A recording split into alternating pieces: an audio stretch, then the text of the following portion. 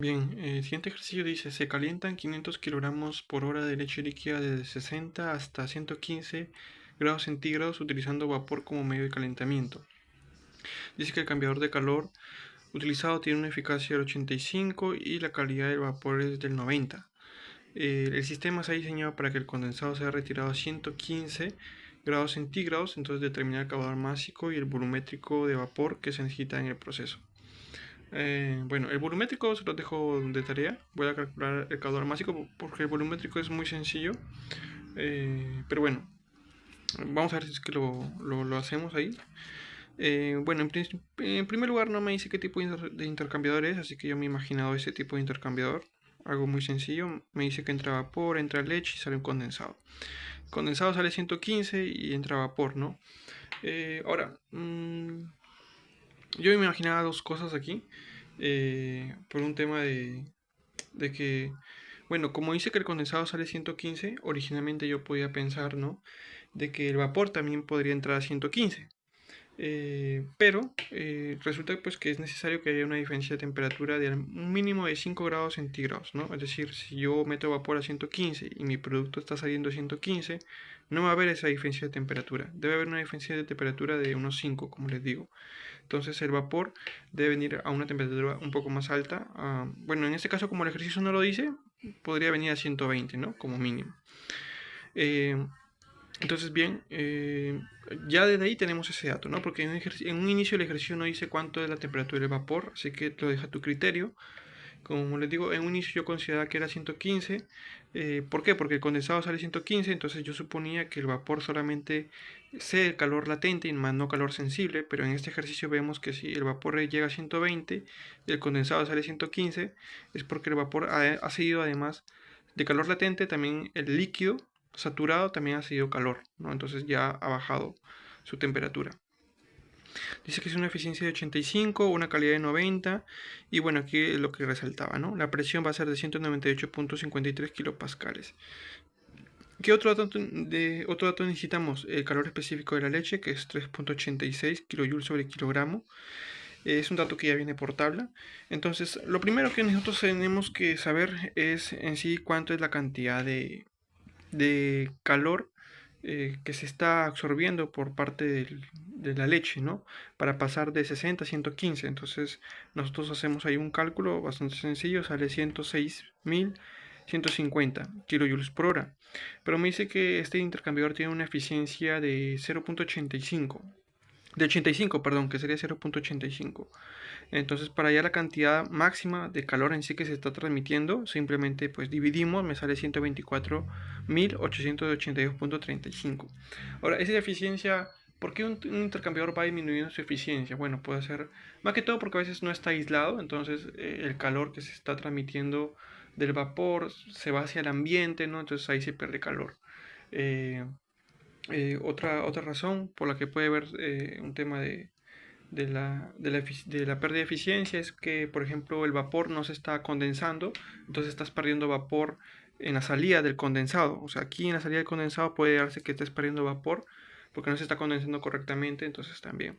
O otra razón por la que la eficiencia va disminuyendo es porque los caudales de entrada de vapor y del producto no están equilibrados, entonces eso puede generar que en algunas zonas se absorba más calor, en otras menos, y eso puede generar que no tengas una buena eficiencia, ¿no?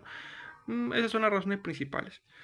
Eh, Bien, entonces ya tenemos la cantidad de calor necesaria y nosotros ahora ya tenemos esa cantidad de calor, entonces necesitamos saber, bueno, aquí he hecho un paréntesis porque supongamos que que no tengo problemas de eficiencia, supongamos que entrego toda esa cantidad de calor es la que se le entrega al intercambiador, o sea, no hay problema de eficiencia, nada.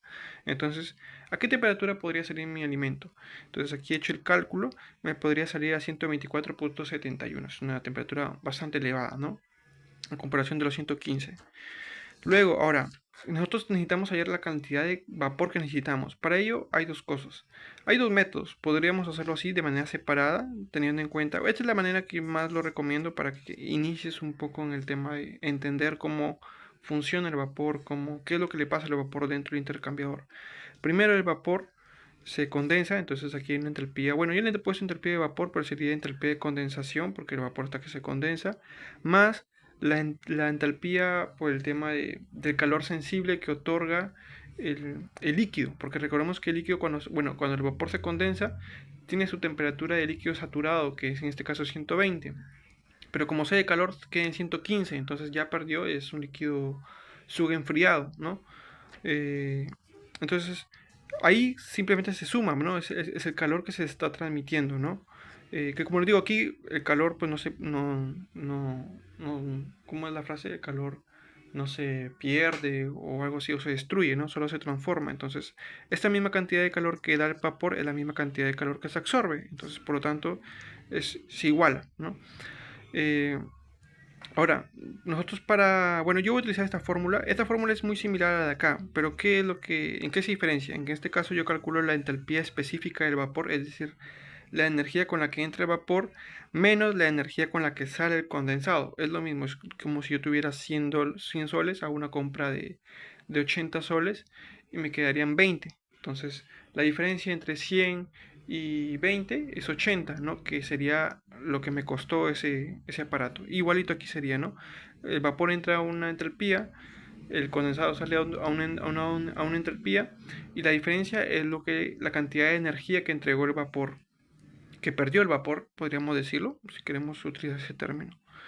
Pero para ello, para calcular esta fórmula, como les digo, pueden hacer la prueba ustedes haciendo esto, utilizando el calor de vaporización o calor de condensación, porque tanto la entalpía de vaporización como la entalpía de condensación son iguales, es lo mismo. Y aquí tendrían que utilizar solamente una temperatura de 115, o sea, el calor específico a la temperatura de 115 del agua y la entalpía del agua, la temperatura a 115 del condensado, porque el condensado es el que está saliendo. Entonces, bueno, yo voy a utilizar esta fórmula. Y bueno, para ello tengo 120, esto lo hallo de tablas, o sea, busco la entalpía del líquido saturado y hallo también la entalpía del vapor saturado, pero lo resto con esa entalpía y me sale 2202. Y lo multiplico por la calidad, me sale 2486.04 kilojoules sobre kilogramo. Bien, entonces acá he hecho un par de pruebas más para que veamos qué es lo que pasa cuando voy disminuyendo la temperatura, ¿no? Solamente para que tengan en cuenta. Si yo disminuyo la temperatura, ese vapor va a tener una menor entalpía. Si yo aumento la temperatura, ese vapor va a tener una mayor entalpía. Recordemos que es una entalpía específica.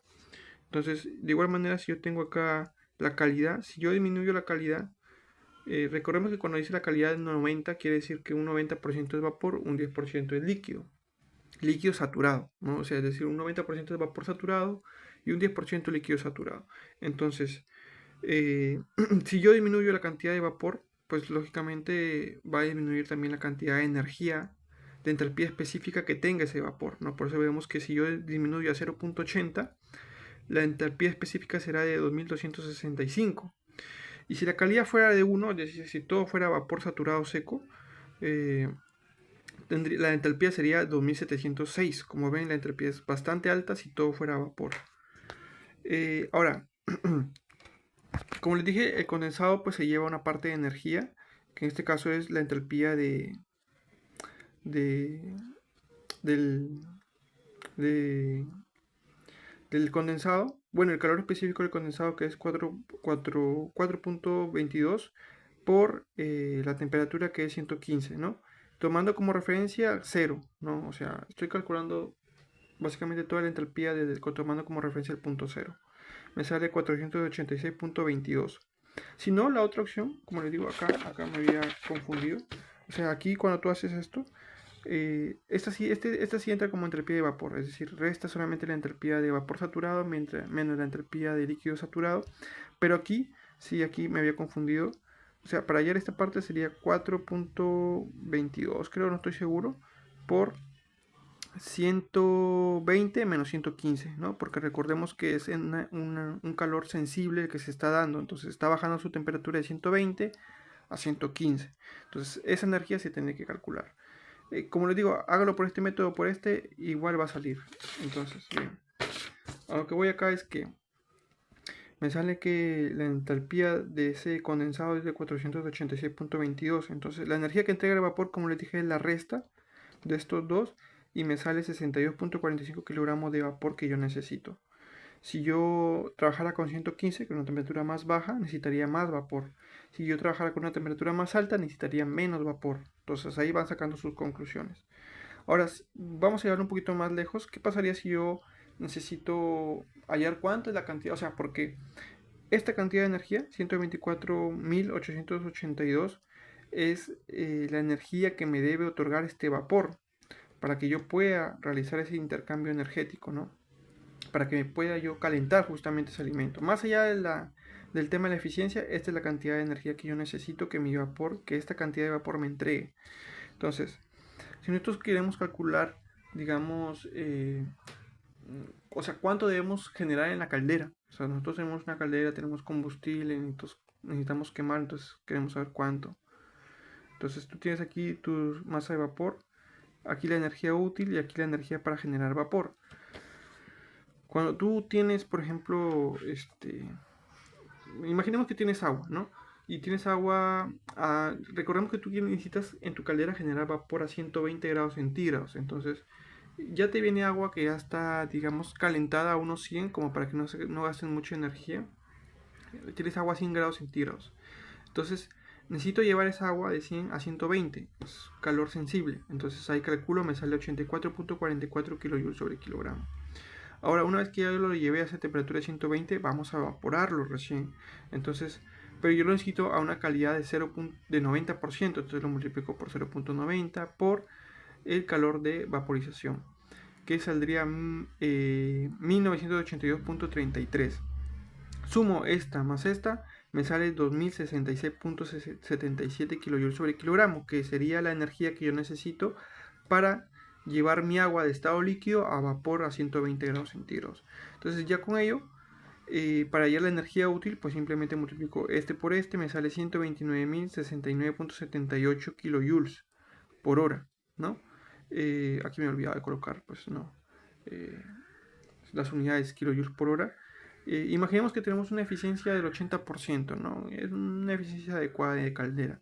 Entonces, yo quisiera hallar la cantidad de combustible. Sabemos que eficiencia es igual a energía útil entre la energía total que me genera ese combustible. Entonces, sería 161.337.23 kilojoules sobre kilogramo, sobre hora. Y para hallar, entonces, digamos, cuánto es la cantidad de combustible que yo necesito, porque este es el calor que me genera el combustible.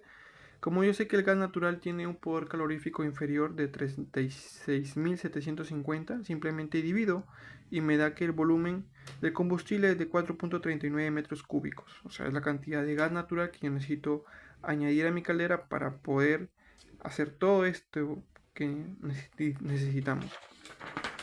Ahora, pero ¿cuánto de aire? No, vamos a llevarlo un poco más a fondo. ¿Cuánto aire necesitaría? Bueno, sabemos que por cada metro cúbico de gas natural necesitamos 10.33 metros cúbicos de aire.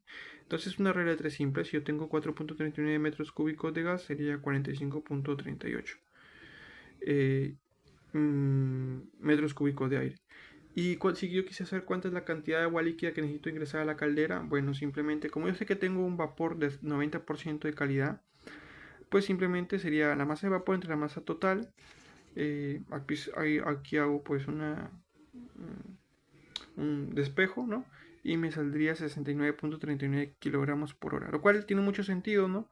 Porque, digamos, no todo el vapor se va, o sea, no todo el agua se va a evaporar, ¿no? Sino una parte va a quedar como líquida. Entonces, de ahí que salgan los 62.45, ¿no?